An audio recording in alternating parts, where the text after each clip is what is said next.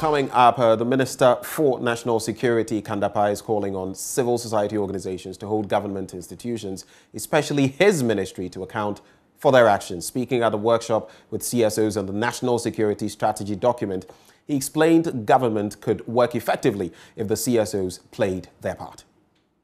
It is also recognized that these accountability institutions set up by the Constitution, set up by the laws, which we refer to as the horizontal accountability institutions, most of them basically lack what it takes to hold the government to account, and that is independence. If you want to hold the government to account, what you really need is independence. Which is why my wife cannot audit me, because she hasn't got that independence. If she writes a bad report, it will reflect in the top money. So she, of course, will naturally advise herself. So this is also a challenge, even in the advanced countries. And what has been the solution? The solution has been to find either accountability institutions that will not have that problem of lack of pure independence. And in these countries, they rely on the media. But much more than that, they rely on civil society. Because civil society, by definition, are normally independent. Because civil society, by definition, normally have people who are really experts in the areas that they talk about. So, colleagues, that's how important civil society is going forward. If governance is going to be good, it will depend upon the extent to which civil society will play that role of holding governments to account.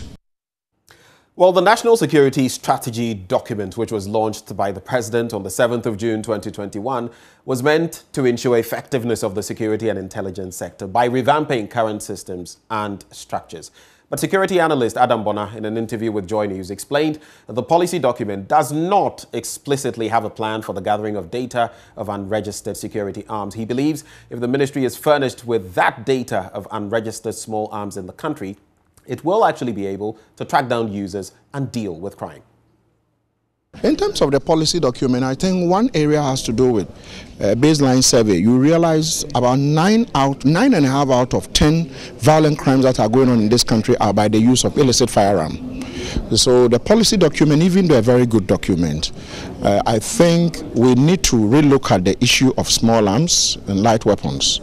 As we speak, we don't have the most current statistics or data with regards to how many firearms are in the hands of people that are not registered, that are not known.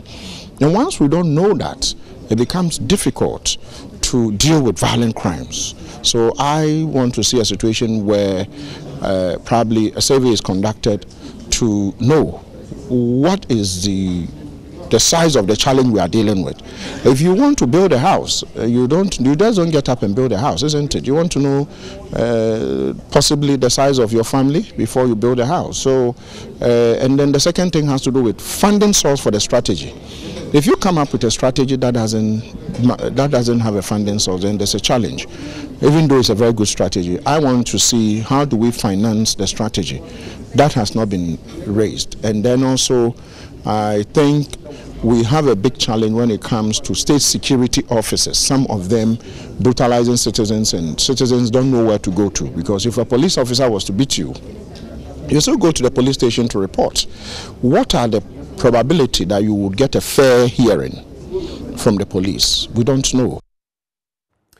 The executive director of Star Ghana, Ibrahim Tanko Amidou, however, says the national security strategy provides an avenue for CSOs to hold government to account.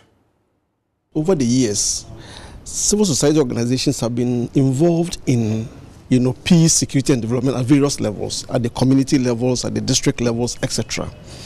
But these have been isolated instances. So CSO A is working in Bole, CSO B is working in maybe Alavanyo, you know. There is no overarching framework that enables us to coordinate and collaborate. And so we see the strategy as a framework that promotes the collaboration, that promotes the working together, that enables us to avoid duplication. The third issue is the fact that there needs to be a way of holding government accountable.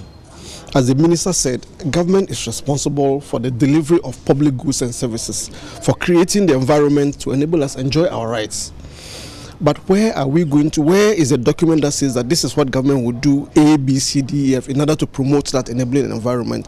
And we think that the national security strategy provides the tool that we can use to hold government accountable.